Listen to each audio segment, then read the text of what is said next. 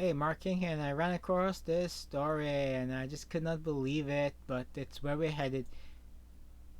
NYPD disbands plainclothes anti-crime units. Okay, so if you ever go into like a lot of urban areas, they usually plainclothes officers, all right, and they usually like they're literally in the places that have the most crimes, and a lot of times, well, this was years ago when I actually cared.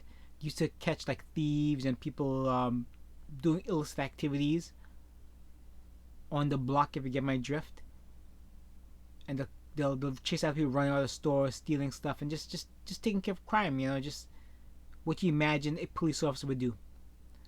I actually wanted to be a plainclothes police officer. One of those tough as nails cops. But because we live in the upside down, we live in hell, we live in this alternate reality called the clown world. Apparently, undercover cops are bad because they catch black people doing crime. And as you know, in 2020, catching black people doing crime is racism. The crime is okay. Okay, them committing violence is okay. Right? Hey, if it's an Asian guy doing it, hey, bust his chops.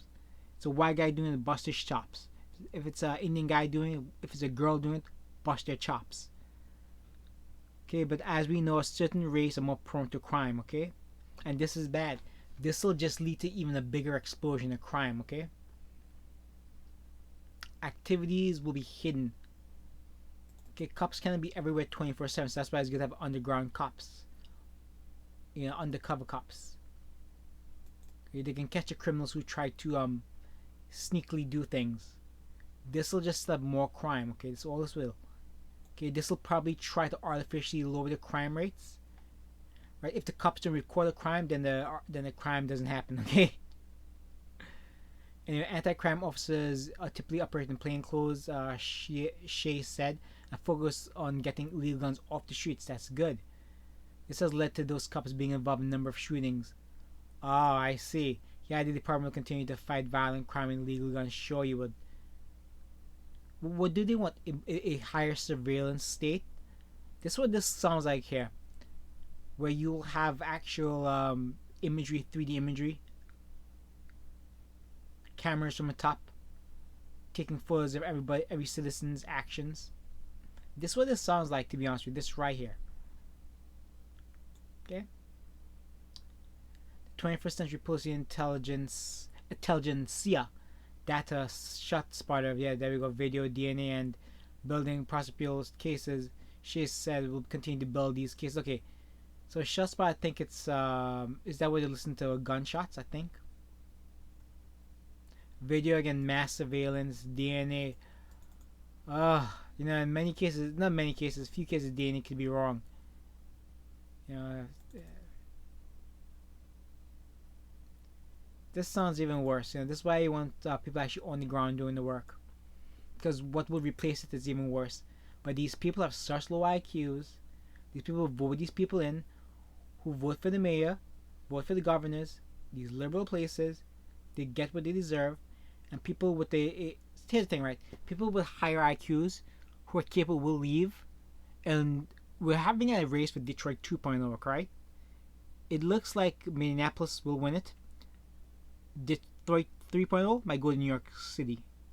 Okay, that's what we're looking like right now. Again, New York City, like you're saying, was a wreck in the 80s, wreck in the early 90s. They elected a hard-nosed, tough-on crime mayor, Rudy Giuliani. New York became one of the safest cities in the world.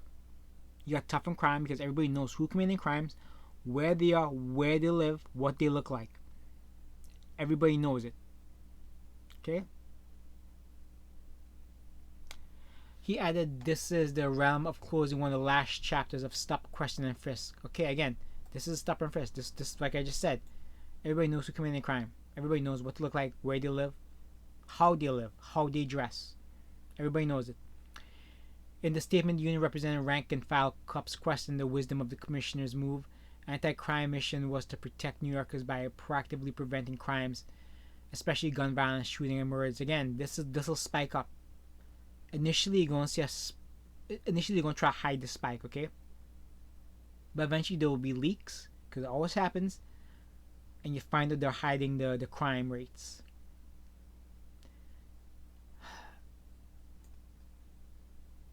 they chose a strategy and they will have to reckon with the consequence. Like the people of voters. And the thing is, like the people of New York will move to other states, but they'll vote for the exact same policies that got New York in trouble. The blacks can't move because they don't have enough money. The poor people can't move. And again, the thing is like they're good people in every one of these groups. They're great black people who just are going to suffer because of the bad people. Same thing with the liberals. There are actually good liberals out there. They're going to suffer because of the bad people out there. It's a shame, you know. It's we're heading to a. Here's the thing, right? Once again, religiously, things are supposed to be hopeless at the end, right? That's the way it goes, right?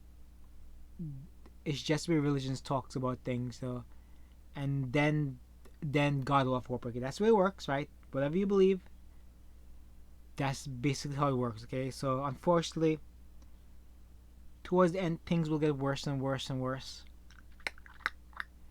Who knows if we are? Nobody knows. Nobody knows the dates, the times, anything. Right?